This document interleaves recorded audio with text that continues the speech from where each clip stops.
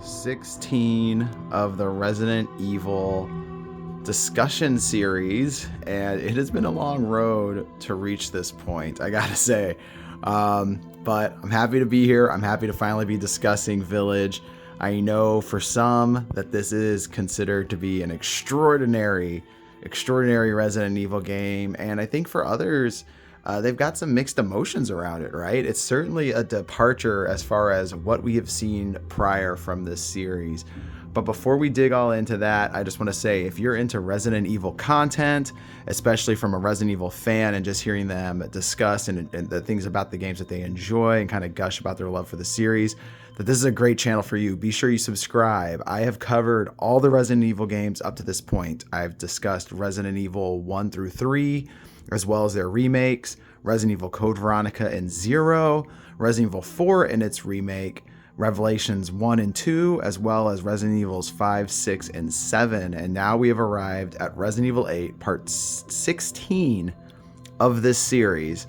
And man, I've got some thoughts about this. So in this video series, I discuss my initial impressions of the game, the things I like about it, the things I dislike, and it is spoiler free. So if you haven't played this game, you are safe here. With all that being said, let's just jump right into it. So when Resident Evil 8 was originally announced, this is after 7. And if you watched my 7 video, you know my thoughts about that game. And when I saw 8 announced, for me, part of it seemed like just more of the same. It was, it was a first-person perspective again, and we were still playing as Ethan Winters, the main character of 7, and it certainly seemed to be a continuation of his storyline to a degree, but then they introduced a whole new element. The group that you're taking on in this game, while you could look at them as a family, they certainly are different than the Bakers, right? The Bakers were legitimately a family. This is kind of like a ragtag group of, I don't know what you'd call them, vigilante monsters. I'm not really quite sure. But in any case, the game's setting and the vibe and atmosphere and the elements they chose to focus on to really push to the foreground for this one are unlike anything the series has ever seen. I mean, I spoke last time about how 7 felt like such a departure by leaning into like paranormal style of horrors and telekinesis stuff and things of that nature, figments of the imagination, so to speak. And this game isn't really doing that. They could have said the strange oddities you encounter in this game were that, but instead it legitimized it. It decided that, no, this is what you're seeing is real, and this is how these people are affected by I won't call it necessarily an outbreak, but by what is being used here to manipulate the populace. So just like the title says, this game takes place in a village now, right? And for me, going into 8, I was very skeptical. I was one that personally didn't find RE7 to be the greatest of games. Certainly, I thought it was fine. I thought it was fun, for the most part. But for me, it just wasn't the Resident Evil experience I was looking for by any stretch of the imagination. And so when I saw 8 and I saw where it was taking place, the styles of enemies that we were encountering, mostly where it was taking place, a snowy village, woods, some crypts, a castle, things like that. Like there was a scene inside of a manor. There was a scene at kind of like a boardwalk style looking place. All like I couldn't shake it. To me, it all looked like asset building for a potential Resident Evil 4 remake, because the setting of 8 visually is incredibly similar to Resident Evil 4's, in my opinion. And the success of the Resident Evil 2 remake, and I believe Resident Evil 3's remake was out by now too. I could be wrong there. I think it was. but I might be mistaken. It was certainly in development. I think was really eye-opening for Capcom. And I think that really shows if you look at something like Requiem, which has definitely prioritized Resident Evil 4's remake's style of gameplay, right? I mean, we've seen some footage from that, and you can tell that not only has 7 and 8 had its influence to a degree to what I think we all thought initially would be the primary degree, but now with more recent footage and some of the options that they're showing us we're going to have, you can tell that Resident Evil 4's remake has deeply influenced 9's development. And I think that is a consequence of just how well, how well, oh my gosh, game, just boot up. Sorry, I'm just trying to get through this. Look at this. Look at this. I'm just trying to play a video game. In any case, wow, it's actually got talking. So we're going to turn this way down. In any case, so I think that 8's development, what it looked like to me was, you know what? This is actually going to show spoilers for 7, I think. Can we skip this? Okay, well, it doesn't appear we could skip this. My bad, guys. Sorry for the interference with the production. I was hoping to just, get to a main menu, but I think the game's actually starting up. So we'll just stick to right here. In any case, yeah, the you could tell that 4's development's affected 9, and I think with 8, what it showed me was that I think Capcom had realized there was a shift beginning to occur already, and how while there were some fans that still appreciated the first-person approach, that ultimately what was really kicking things off and getting people excited was the return to third-person with the remake series. And so 8, for me, at the very least, the setting really seemed like an excuse to build a bunch of assets for a Resident Evil 4 remake. And so that's pretty interesting. I don't know if that's 100% true, but with how much assets are being reused in this new RE Engine series of Resident Evil games, this RE Engine era, I definitely think it is debatable. And so that kind of left a funny taste in my mouth. On one hand, I wanted to experience 8 because A, it's a Resident Evil game. B, those assets being built, I really wanted to see them up close and personal. And C, if it was going to be anything like Resident Evil 4, I might actually dig it. And so I took my time getting to 8 for sure. I did not play it until it had been out for quite a while. And I believe I just rented it from like my local library, and that was how I checked it out.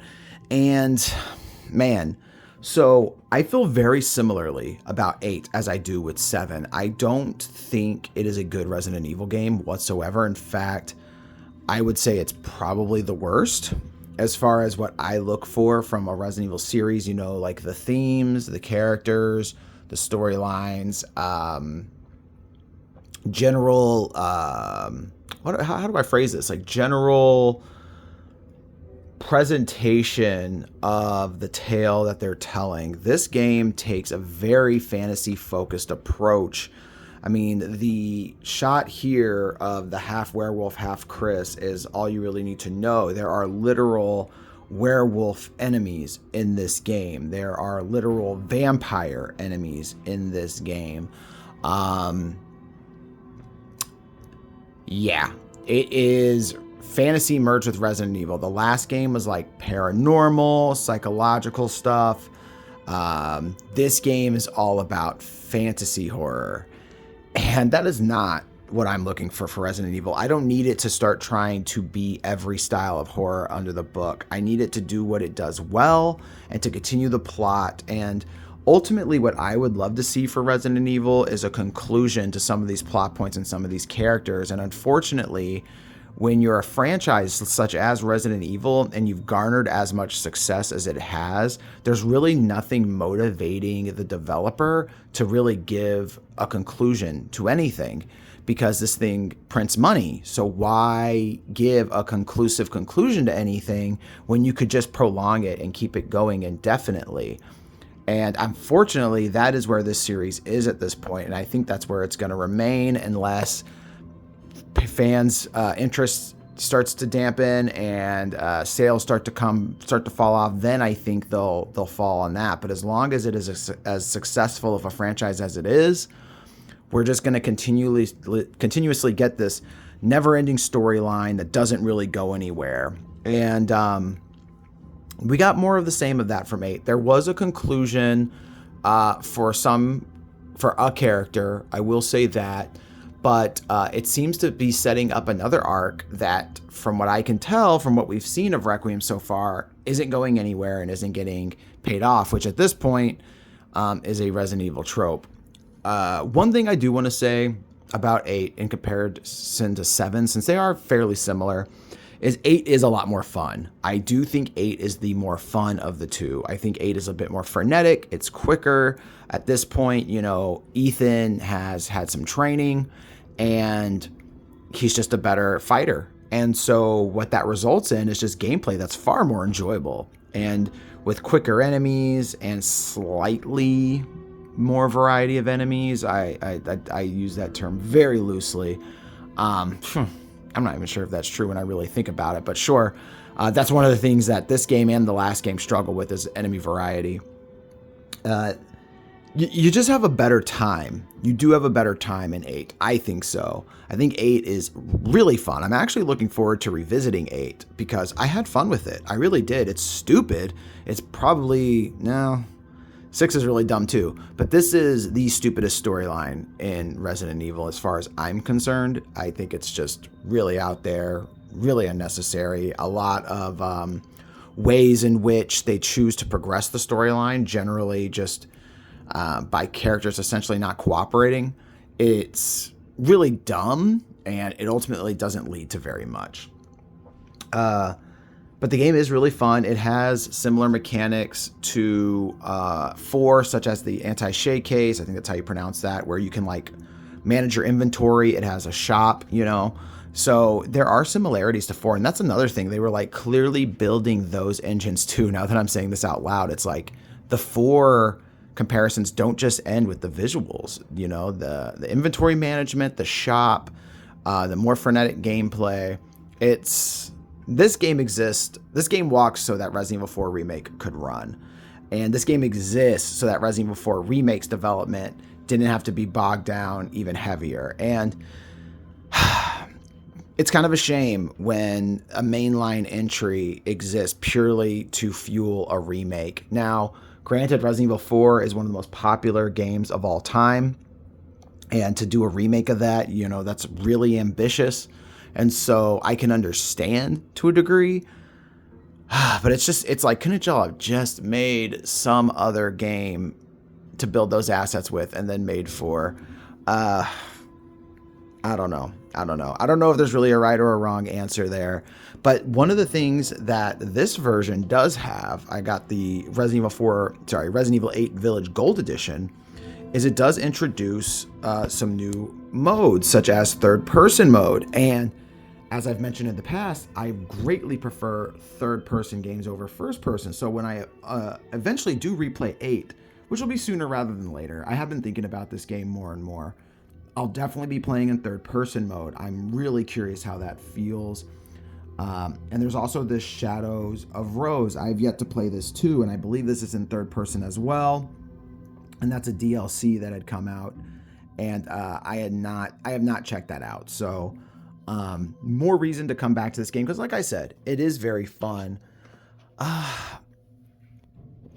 What else? I mean, the game's beautiful. The game does look good. The game feels good. The game is fun. The game is, I don't need to go down and repeat myself completely. I'm just trying to make sure the good points and the bad points in my head that I've covered. I think I have. Unfortunately, for the Resident Evil discussion series, for now, it is going to end on a little bit of a wet fart, because I'm not a fan of Village. I'm not. And that's something to get used to, I guess, with Resident Evil content. Not content, just Resident Evil for me. It's not all great. It's not all wonderful. However, I still sustain a admiration and love for this franchise and a lot of the characters. And just because some of these later games aren't that good doesn't mean the early games aren't still fantastic. So I keep hope that we'll ultimately get some more great Resident Evil content in the future. And at the very least, I can always still enjoy the entries that I have always enjoyed. And I will say, like I'm at a point now with the franchise where when remakes come out, I'm very excited. When new entries come out, I'm very cautious. Requiem has not sold me that it's going to be great. What I have seen looks like it's probably going to be a lot of fun, but it has not sold me on this idea that I'm going to get some really great plot. I'm going to get some really great character work. It does appear to be more of the same of what we've gotten from 7 and 8. So there is also aspects that does look like it's leaning into maybe trying to get back on track to things I like. But, that's Resident Evil 9. I've talked about Resident Evil 9 enough in this video. That's a conversation for another day. But for now, wow. Okay, so it's this moment. This concludes the Resident Evil discussion series for now. We are currently awaiting our next mainline entry, and that is what I would like to cover next. I might have a little surprise between then and now, something that does not get discussed nearly enough in the Resident Evil fandom. I tried looking up videos discussing it, and there is practically none. So if I can get to that before 9, that would be great. That's definitely the goal. I think it's achievable.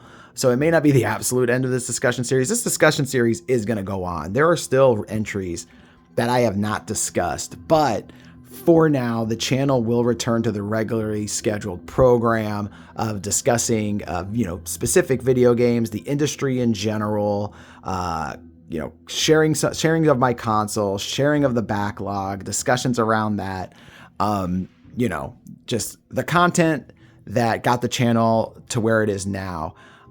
So if that sounds good to you and that sounds fun and interesting and you've enjoyed the conversation today, please consider subscribing to the channel. We are just shy of 100 subs, which is awesome. I haven't been doing this very long. I'm grateful for the pace in which we've been growing, and I appreciate you guys hanging out, as well as if you liked this video, please give it a like. It goes a long way in supporting the channel, helping draw attention to the channel and bringing people in. And I gotta know, comment down below, Resident Evil 8. What are your thoughts? Tell me the good, tell me the bad. I'm really curious how this one sits with people, especially this far removed from its release. When it was new, people were hyped. They were going crazy for this one, similar to 7. But I find as time passes and people revisit, their opinions seem to kind of shift a little bit. And that's how I was with Resident Evil 2 Remake. I thought it was incredible. Then I revisited it and I was just like, it's okay. I like it. I wouldn't say I love it. I used to love it. Now I just kind of, I like it. It's good. It's good. I would take that over this any day. But in any case, that's what we got. I got a lot more content on the way. I appreciate you guys hanging out, and I'll see you in the next one. Thanks for watching D+Pad Life.